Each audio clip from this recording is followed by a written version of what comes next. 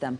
Let's move on. The Council of Governors has expressed dismay with healthcare workers who have been on strike for over a month now. The COG castigated medics for downing their tools during a pandemic and disregard of court orders. Now, Chairman Wycliffe Oparanya outlined the measures that have been taken in the last couple of years to improve remunerate of our healthcare workers. Governance is utterly concerned by the decision of the union to undertake industrial action, which has persisted for the last 1 month despite the ongoing global pandemic and court orders.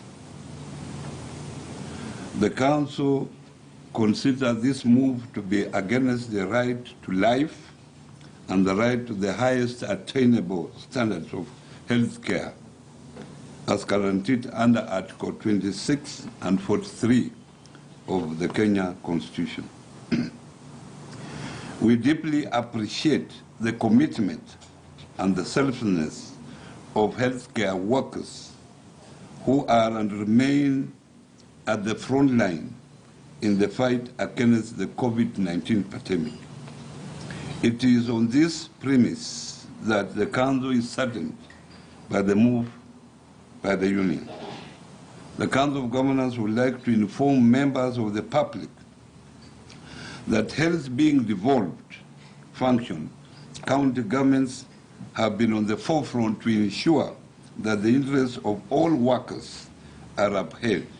In 2017, the health sector experienced industrial action whereby doctors and nurses went on strike for 100 and 153 days, respectively.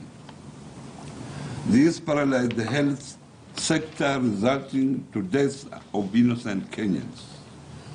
This led to the negotiations which resulted to an increase in the salaries and allowances of the healthcare workers. Important note also that several courts have also issued orders to suspend the strike, with the most recent one being issued in the case between County Government of Machakos versus Kenya Union of Clinical Officers and Kenya National Union of Nurses. The court also issued interim orders to suspend the strike in the case filed by the Ministry of Health versus Kenya Union of Clinical Officers and Kenya National Union of Nurses and Kenya National Health Professional Society and others, as is the strike by the health workers is not protected in law. We further note that the Kenya Union of Clinical Officers signed a return to work formula with the Ministry of Health on 1st January 2021. The Council of Governors was not consulted prior to the execution and as such has not signed the same. Whereas we do not disagree with some of the provisions in the formula, we are aware that an increase in any allowance has a budget implication to the counties. This also requires the necessary approval by the SRC and commitment by the Treasury that they will provide these resources to the county governments. Counties shall not commit to any allowance not factored in their budget, as this will be a trigger for their future industrial unrest because they will not be able to implement.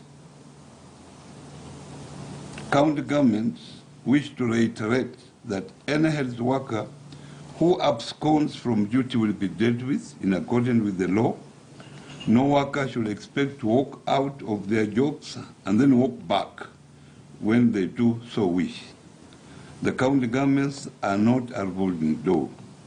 We are monitoring and shall circulate the names of the employees who have been terminated on account of indiscipline in order for the workers not to be considered for subsequent employment.